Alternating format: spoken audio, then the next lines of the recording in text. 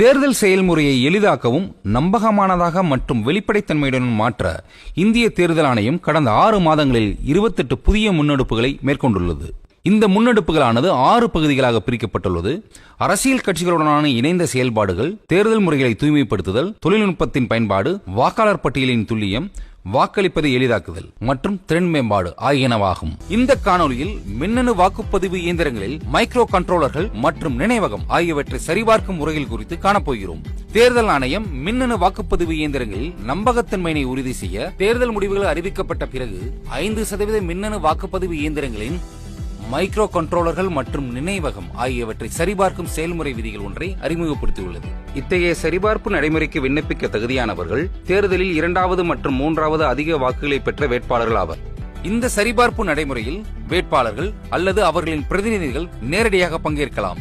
இதன் மூலம் மின்னணு வாக்குப்பதிவு இயந்திரங்கள் மீதான நம்பகத்தன்மை உறுதி செய்யப்பட்டு தேர்தல் நடைமுறைகளில் வெளிப்படைத்தன்மையும் வலுப்பெறுகிறது. அடுத்த காணொலியில் இந்திய தேர்தல் ஆணையத்தால் மேற்கொள்ளப்பட்டுள்ள பிற முன்னெடுப்புகளை பற்றி காண்போம். இதுபோன்ற இந்திய தேர்தல் ஆணையம் தொடர்பான மேலும் புதிய தகவல்களுக்கு எங்களது அனைத்து சமூக ஊடக தளங்களை பின்தொடரவும் மற்றும் சப்ஸ்கிரைப் செய்யவும்.